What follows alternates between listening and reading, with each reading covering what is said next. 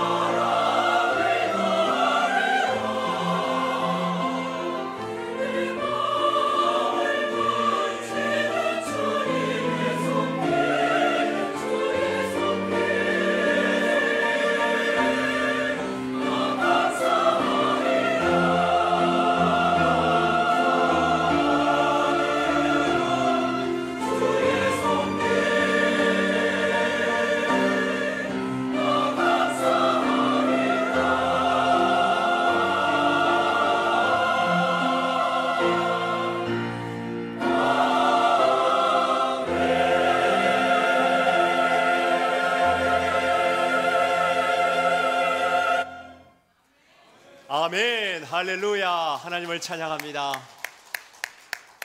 우리 하나님 앞에 사랑 고백 드리겠습니다. 나의 힘이신 여호와여, 내가 주를 사랑하나이다. 아멘.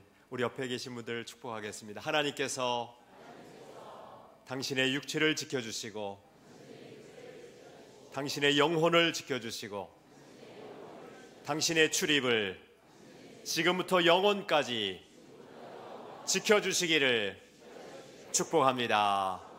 아멘. 아멘. 할렐루야. 감사합니다. 우리는 계속해서 참된 예배 설교 시리즈를 듣고 있습니다. 오늘 야곱의 스토리 마지막 시간인데요.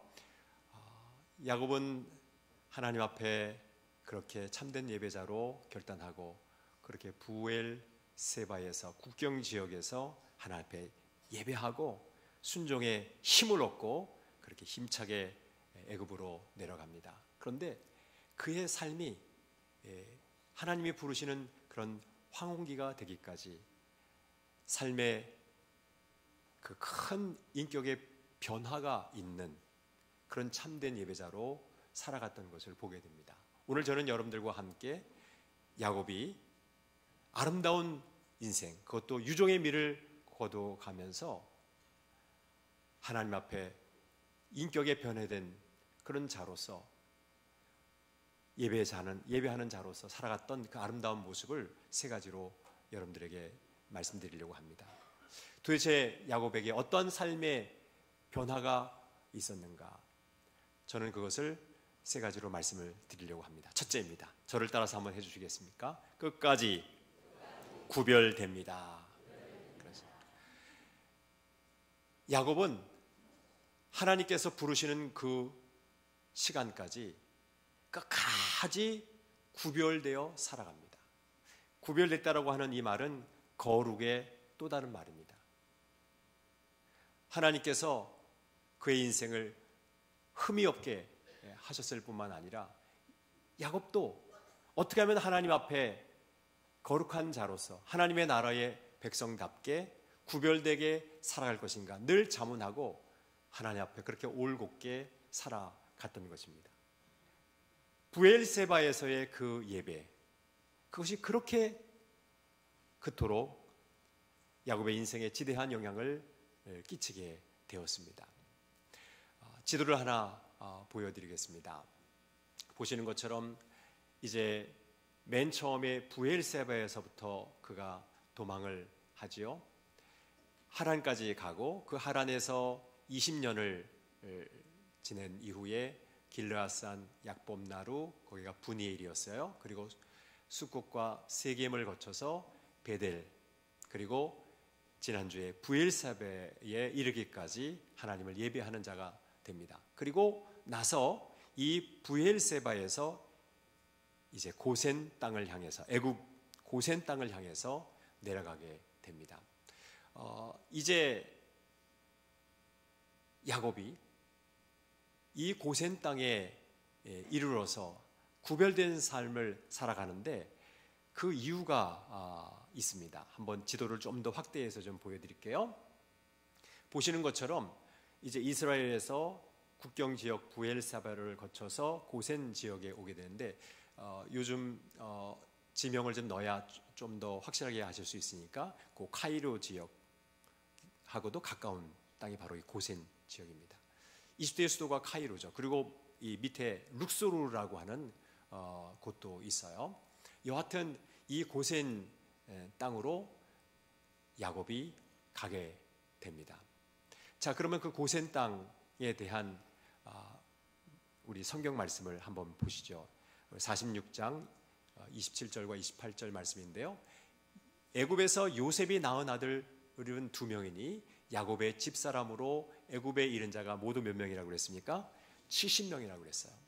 이제 부엘세바에서 하나님 앞에 제단을 쌓고 그 애굽 땅 고센으로 내려가는데 70여 명이 내려갑니다. 원래 이 70이라고 하는 것은 이 7이라는 것이 히브리적 개념에서는 완전수고 10이라고 하는 것은 풍성함을 나타내는 숫자입니다. 그렇기 때문에 7 곱하기 10이니까 하나님의 그 완전함과 그 풍성함이 이 70명 안에 다 내포되어 있는 것이고 향후 바닷가의 모래알처럼 하늘의 별처럼 수많은 하나님의 국민들이 이 세상에 태어날 것을 미리 예언한 숫자이기도 상징적인 숫자이기도 합니다.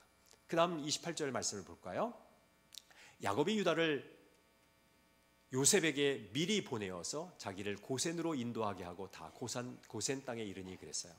여러분, 야곱이 참된 예배자가 된 이후로부터는 이제 주도적으로 하나님 앞에 구별된 삶을 살기 위해서 주도 면밀하게 전략적으로 행동을 합니다. 방금 28절에서 보는 것처럼 자신의 아들 가운데 유다를 미리 요셉에게 급파해서 나는 고센 땅에 거하겠다고 자기의 확실한 그 의지를 보입니다.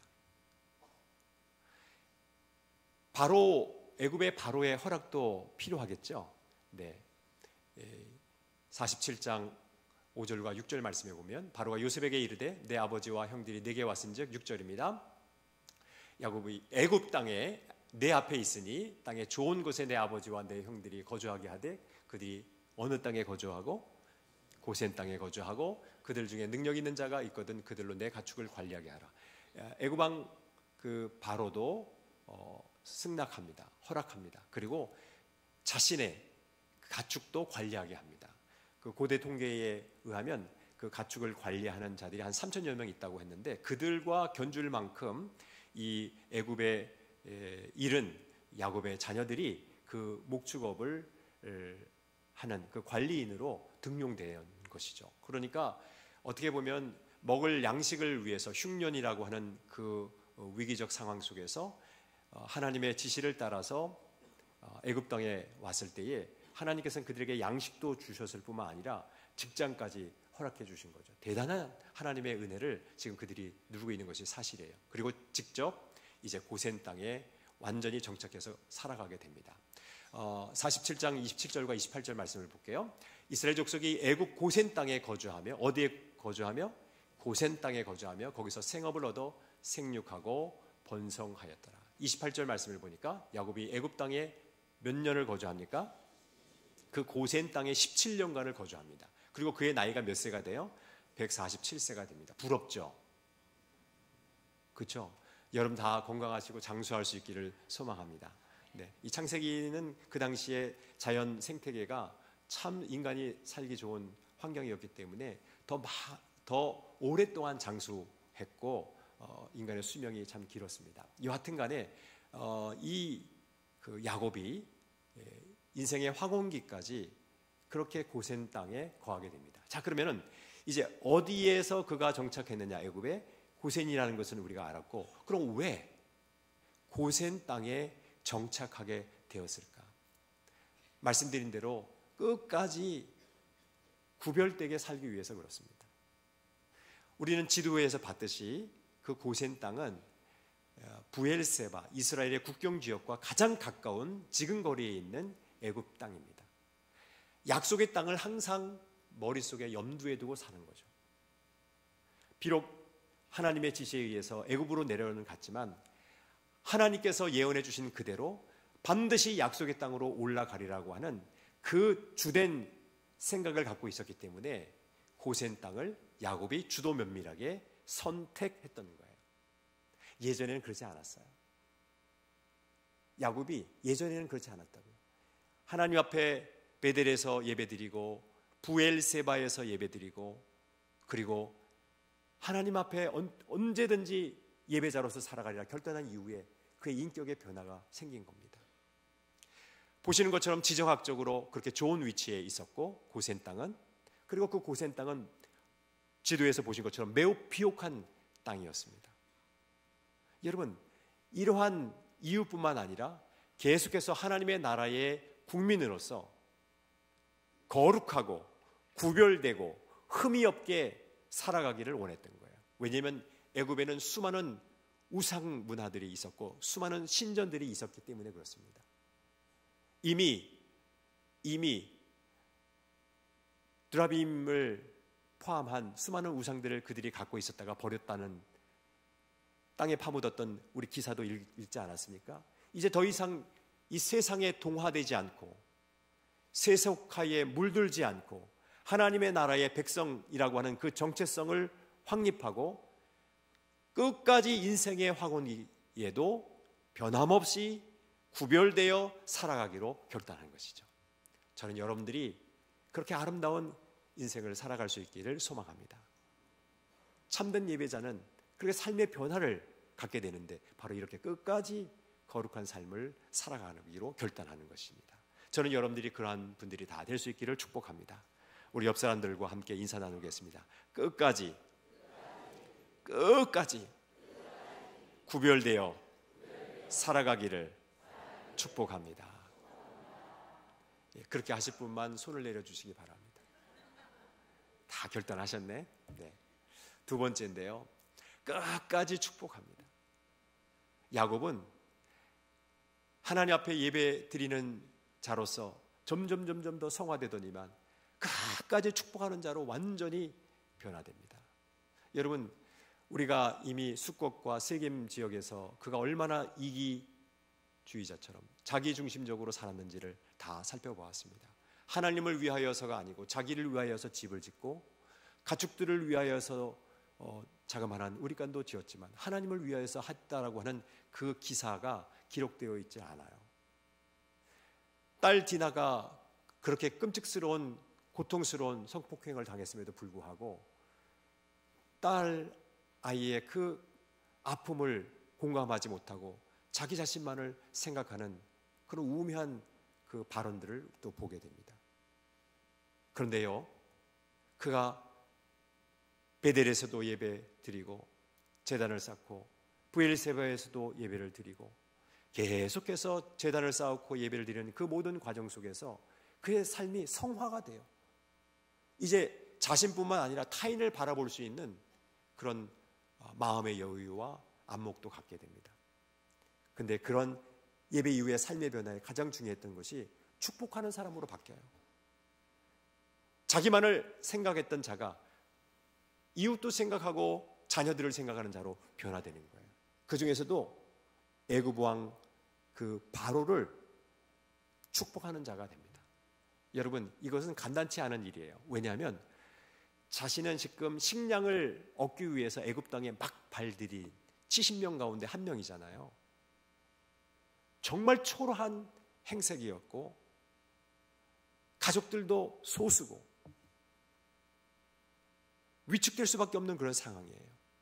그런데 그 거대한 그 당시에 초강대국 제국이었던 애굽, 그리고 절대 권력을 갖고 있었던 그 파라오 앞에서 그 파라오를 축복할 수 있었다는 것은 이건 어마어마한 일입니다. 왜 그렇게 그가 했을까요? 하나님 나라의 그 국민이라고 하는 그 정체성을 갖고 있었기 때문에 그렇습니다. 여러분, 좀 더 이해하실 수 있도록 애굽의 그 절대 권력을 잠깐 좀 보여드리도록 하겠습니다. 여러분이 잘 아시는 피라미드예요. 이 피라미드는요, 애굽에 한 85기 정도가 있습니다. 85개 이 피라미드가 있어요. 그 중에서도 이 지금 보시는 피라미드는 기자 지역에 있는 피라미드인데요, 마치 정방향의 그 밑면이 정방향이니까요 230m입니다. 가로 세로가. 여러분 100m 달리기 해보셨죠? 예, 230m 가로 세로가 다 똑같아요. 그리고 높이는 저 꼭대기까지 높이가 146m예요. 146m. 그리고 여기에 사용된 돌 하나가 2.5톤이에요. 여러분 1.5톤 익스프레스 차 아시죠? 예, 이사짐 화물차. 예. 그 1.5톤보다 더 큰 사이즈 2.5톤짜리 돌이, 놀래주세요, 230만 개 정도가 사용됐습니다. 그렇죠. 아주 공감 잘하시네. 네. 이거는 상상을 초월하는 건축 기술입니다. 이게 바로 파라오, 예, 애굽의 왕묘예요. 예. 그런 절대 권력을 갖고 있는 왕들이 묻힌 무덤이에요. 저도 이 쿠프의 피라미드의 그 중앙에 들어가서 저도 한번 누워봤어요. 예. 저도 한번 가봤습니다. 올라가서 한번 누워봤는데 별것 없는데, 예, 스핑크스도 한번 보여드릴게요. 저가 직접 찍은 사진이 있는데요. 저가 직접 찍은 사진입니다. 1990년도에 성지순례 하면서 저가 직접 찍은 건데 잘 찍었죠? 네. 이게 수호신이에요. 애굽의 수호신. 예, 그리고 뭐 이제 사자의 몸에 사람의 얼굴이든지 아니면 뭐 짐승의 얼굴들을 갖고 있는 그 일종의 수호신, 절대 권력을 상징하는, 파라오의 절대 권력을 상징하는 그러한 모습인데요. 이 스핑크스들이 그렇게 많습니다. 특별히 룩소르, 우리가 지도상에서 봤던 그 룩소르에 가면 거상이 있어요. 한번 보여드릴게요. 애굽의 룩소르라고 하는 지역, 강서구에 공항동도 있고 방화동도 있듯이 그 룩소르라고 하는 지역에 memnon이라는 지역이 있어요. 거기에 있는 그 지역에 있는 거대한 상입니다. 거기 사람 하나가 있죠. 노란 모자 쓴 사람. 그게 접니다. 얼마나 큰지 저가 확인해 보고 싶어가지고 나 좀 찍어주세요. 그래서 저가 한번 서봤어요. 이렇게 큽니다. 대단한 거상이에요. 근데 이 룩소르가 바로 신전이 있는 곳이거든요. 그러니까 애굽 파라오, 직책명이죠. 사람 이름은 아니에요. 고유명사는 아니에요. 파라오라고 하는 것은 그 직책명인데 그 애굽의 파라오의 그 절대 권력이라 하는 것은 어마어마해요. 다시 본문 말씀으로 돌아와서 47장 7절을 볼게요. 그런데 이러한 절대 권력 앞에서 야곱이 바로에게 축복합니다. 여러분 놀랍지 않습니까? 47장 7절 하반절을 보세요. 야곱이 바로에게 축복했다. 그 초라한 행삭을 갖고 입고 뭐 있었지만, 그렇게 누추한 옷을 입고 있었지만 하나님의 나라의 국민이라고 하는 그 정체성을 가지고 세상 열방의 파라오라 할지라도 축복하는 권세를 가졌는 거예요. 여러분, 여러분들의 손은 권세가 있습니다. 축복할 수 있는 권세가 있습니다. 여러분 손을 한번 들어보세요. 따라합시다. 나의 이 손은 축복의 손입니다. 아멘. 네. 자녀들도 축복합니다. 예. 자녀들도 축복합니다. 48장 15절 16절 말씀에 보면 이렇게 축복합니다. 그가 요셉을 위하여 축복하여 이르되, 축복하잖아요. 내 조부 아브라함과 아버지 이삭 섬기던 하나님, 나의 출생으로부터 지금까지 나를 기르신 하나님, 16절 나를 모든 환난에서 건지신 여호와의 사자께서 이 아이들에게 복을 주시오며. 예전에 이렇게 축복을 안 했어요. 지금 변화된 거예요. 성화된 거예요. 이들로 내 이름과 내 조상 아브라함과 이삭의 이름으로 칭하게 하시오며 이들이 세상에서 번식되게 하시기를 원하나이다. 49장 28절에 보면 다 축복합니다. 12지파 자녀들 한 사람 한 사람을 축복합니다. 그들 각 사람의 분량대로 축복하였더라 그랬어요. 완전히 성화된 인물로 변화됩니다. 여러분, 이 손을 가지고 비난하거나 희난하지 않고 축복하는 여러분들 될 수 있기를 소망합니다. 마음껏 자녀들을 위해서 축복하세요. 이거 손 뒀다 뭐 할 거예요? 예? 마음껏 축복하세요. 여러분 자녀들 후손들 마음껏 축복하세요. 반드시 여러분의 기도를 하나님이 들으실 줄로 믿습니다.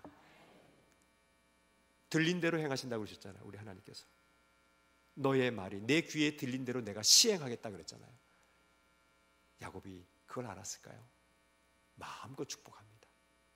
우리 모두 다 참된 예배자로 살아가면서 인격이 성숙되고 성화되는데 그 중에 큰 변화, 축복하는 자들로서 쓰임받기를 주의 이름으로 축원합니다. 마지막 세 번째입니다. 따라합시다. 끝까지 예배합니다. 야곱의 이런 변화는 한 번에 일어나지 않았어요. 점차 성장하고 성숙하고 성화되어 가면서 일어났던 일입니다.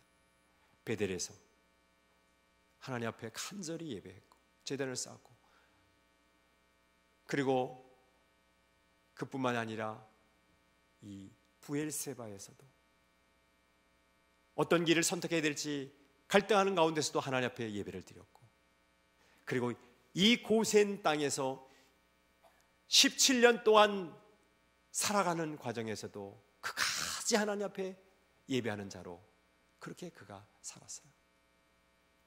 참된 예배 드리는 자는 한순간만 예배를 드리는 것이 아니라 하나님이 부르시는 그 마지막 순간까지 예배드리는 자가 되는 것입니다. 네. 지도를 하나 보여드릴게요. 헤브론이라고 하는 곳이 보입니까? 예루살렘 베들레헴 바로 밑에 있는 헤브론. 그 헤브론을 중심으로 해서 서안지구가 있는데 그 서안지구를 좀 확대해서 보면 H1 지역과 H2 지역이 있잖아요. H1은 팔레스타인 자치 지역이고요. H2는 이스라엘 자치 지역입니다. 그렇기 때문에 늘 충돌이 있죠.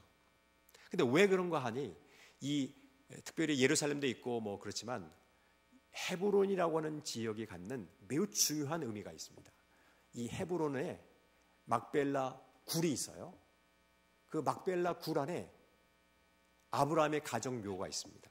아브라함과 사라, 이삭과 리브가, 그리고 야곱의 아내 레아가 묻힌 곳이 바로 이 헤브론 곧 막벨라 굴입니다. 막벨라 굴을 좀 보여드릴게요. 이겁니다. 막벨라 굴 사원입니다. 현재 이런 모습으로 사원이 지어져 있어요. 매우 중요한 지역입니다. 제가 이것을 보여드리는 이유는 딱 한 가지입니다.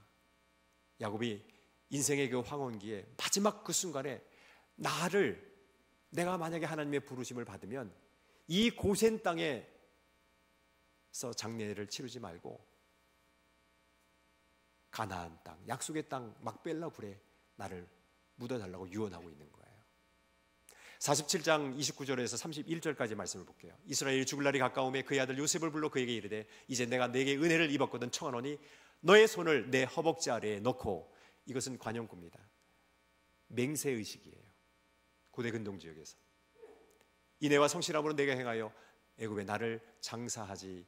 29절 계속해서 아니하도록 하라 그랬어요. 그리고 30절입니다. 내가 조상들과 함께 눕거든 너는 나를 애굽에서 메어다가 조상의 묘지에 장사하라. 이 조상의 묘지 여러분 언더라인하고 한번 써보세요. 막벨라 굴, 그 헤브론에 있는 막벨라 굴, 거기에 장사하라고 지금 유언하고 있는 거예요. 요셉이 그렇게 하겠다고 행하겠다고 약속하죠. 31절 매우 중요한 말씀입니다. 야곱이 또 이르되 내게 맹세하라 하매 그가 맹세하니 함께 읽습니다. 이스라엘이 침상머리에서 하나님께 경배하니라. 이스라엘이 침상머리에서 하나님께 경배하니라. 마지막 하나님이 부르시는 그 순간까지 그는 예배자로 살게 되었던 거예요. 대단하지 않습니까? 49장 31절에서 33절까지의 말씀을 한번 볼게요. 아브라함과 그의 아내 사라가 거기 장사되었고, 제가 설명드린 거예요. 이삭과 그의 아내 리브가도 거기 장사되었으며, 막벨라 굴이죠. 나도 레아를 그곳에 장사하였노라. 32절 이 밭과 거기 있는 굴이 햇사람에게서 산 것이니라. 33절 야곱이 아들에게 명하기를 마치고 그 발을 침상에 모으고 숨을 거두니 그의 백성에게로 돌아갔더라. 여러분 147세에 그 하얀 머리에 그 야곱이 기력이 쇠하고 아무런 힘이 없는 그 야곱이 그가 마지막에 했던 일은 하나님 앞에 경배했던 일이에요. 경배했다는 그 히브리어는 샤하라고 하는데 구부리다라고 하는 예배하다라고 하는 그 말을 표현하고 있는 것입니다. 여러분 히브리서 11장 21절 말씀에 이런 말씀이 기록되어 있어요. 믿음으로 야곱은 죽을 때에 요셉의 각 아들에게 축복하고 그 지팡이 머리에 의지하여 경배하였으며 그랬어요. 여러분 놀라운 고백입니다. 왜냐하면 창세기 25장부터 50장까지 물론 중간에 요셉 스토리가 잠깐 들어가 있지만 다 야곱의 스토리예요. 창세기 25장에서 50장까지. 그런데 그 수많은 스토리 가운데서 히브리서 기자는 한 절로 야곱을 핵심 요약합니다. 예배하는 자로. 여러분 삶의 인격이 온전하게 변화된 그 야곱을 마지막에 언급하는 거예요. 저는 이제 하늘나라 가면 야곱 만나면 이제 괜찮을 것 같아요. 지금까지 한 5번 설교를 했는데 대단히 야곱에게 미안했어요. 야곱 형님 죄송합니다. 네. 그런데 뭐 어쩌나 그가 그렇게 살았는데 근데 오늘만큼은 정말 야곱을 존경하고 우리 야곱 형님이 정말 인생을 잘 살았어요. 유종의 미를 거두는 게 중요하죠. 물론 중간도 중요하고, 끝까지 삶의 그 변화가 있는 그런 참된 예배자로 살아갈 수 있기를 소망합니다. 야곱을 통해서 우리가 배우는 거예요. 저는 여러분들에게 한 3가지 권면해 드리고 말씀을 맺으려고 합니다. 첫 번째는요, 내가 정말 삶 속에서, 내가 정말 삶 속에서 변화가 있는 참된 예배자인지 여러분 셀프 체킹을 한번 해주시기 바랍니다. 자기 점검을 해주세요. 내가 정말 예배를 드리고 난 이후에 삶의 변화가 있는 참된 예배자인가? 참된 예배라고 하는 것은 하나님을 만나기 때문에 인격의 변화가 전제되어야 되는 거예요. 삶의 변화가 전제되는 것입니다. 모난 모든 부분들이 깎여져 나가는 거예요. 그래야 참된 예배자로 될 수 있는 거 아니겠습니까? 늘 자기만 생각했던 그 야곱이, 힐 홀더가 하나님께서 이기게 하시는 자가 되잖아요. 그 야곱과 이스라엘 컷도 한번 좀 보여주실래요? 보시는 것처럼 하나님께서 이기게 하시는 자가 되잖아요. 하나님 앞에 예배드리면서 인격이 완전히 성숙하고 성장합니다.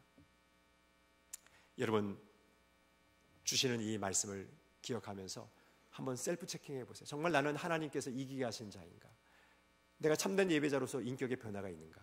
두 번째는요, 여러분 절대로 예배 드릴 때 관망자가 되지 않기를 원합니다. 우리는 뮤지컬 보러 온 것이 아닙니다. 우리는 연극 보러 온 것이 아닙니다. 영화 보러 온 것이 아닙니다.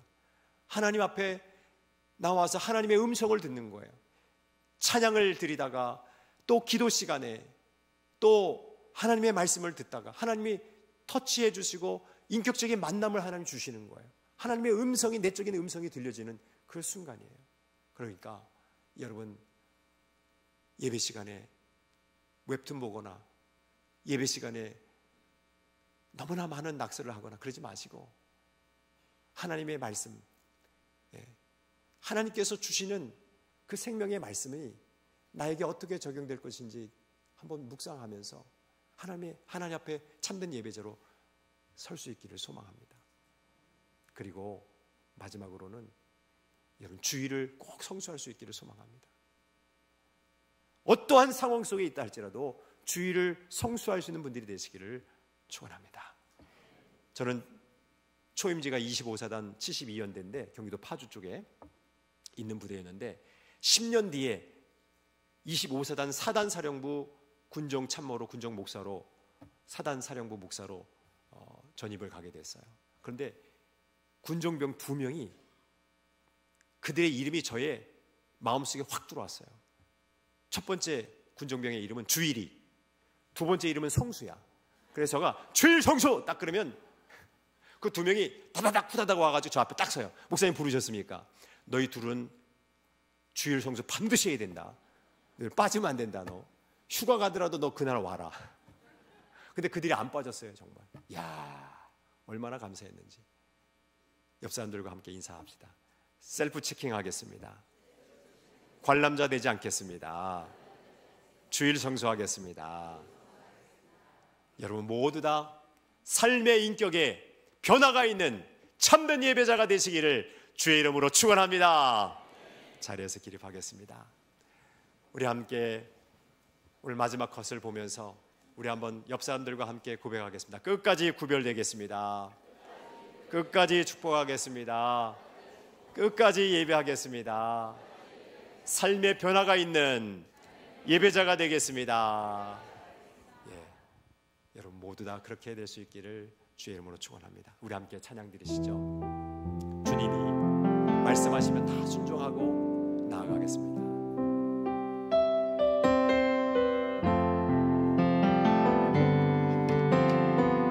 주님 말씀하시면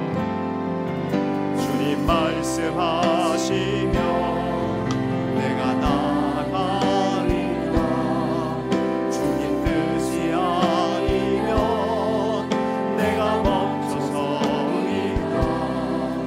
나의 가고 서는 것 주님 뜻에 있으니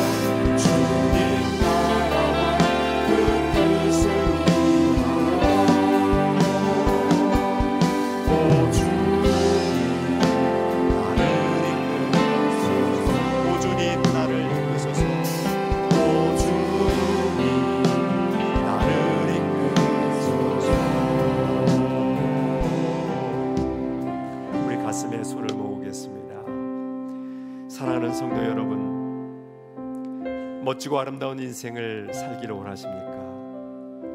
그것도 인생의 마지막 순간까지 유종의 미를 거두기를 소망하십니까? 삶의 마지막 순간까지 이 세상과 구별되고 이웃과 가정을 축복하고 하나님을 참되게 예배하십시오. 그것이 비결입니다. 특별히 예배를 관람하는 자가 아닌 영과 진리로 참된 예배를 드리십시오. 삶의 인격의 변화가 있는 참된 예배자인지 스스로 점검해 보십시오. 어느 곳에 있든지 무엇을 하든지 주의를 성수하십시오. 반드시 하나님께서 저와 여러분을 복되게 하시며 아름답게 하실 것입니다. 우리 한번 두 손을 하나님께 높이 드리겠습니다. 하나님, 이 들려진 손을 붙잡아 주시고 삶의 변화가 있는 참된 예배자로 끝까지 살아가게 해 주시옵소서. 주여 성화되게 해 주시옵소서. 주여 한번 크게 외치고 통성으로 기도합니다. 주여!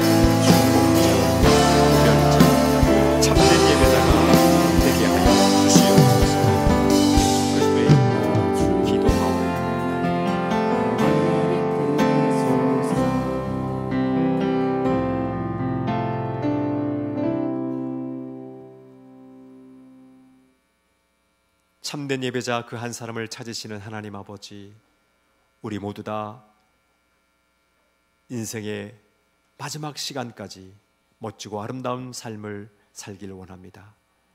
진정한 삶의 변화가 있는 성화된 참된 예배자가 다 되게 하여 주시옵소서. 매 순간순간마다 하나님 앞에 올곧게 서게 하시고 주님이 주시는 그 말씀을 따라 구별되고 축복하고 예배하는 자가 되게 하옵소서. 예수 그리스도의 이름으로 기도하옵나이다. 아멘.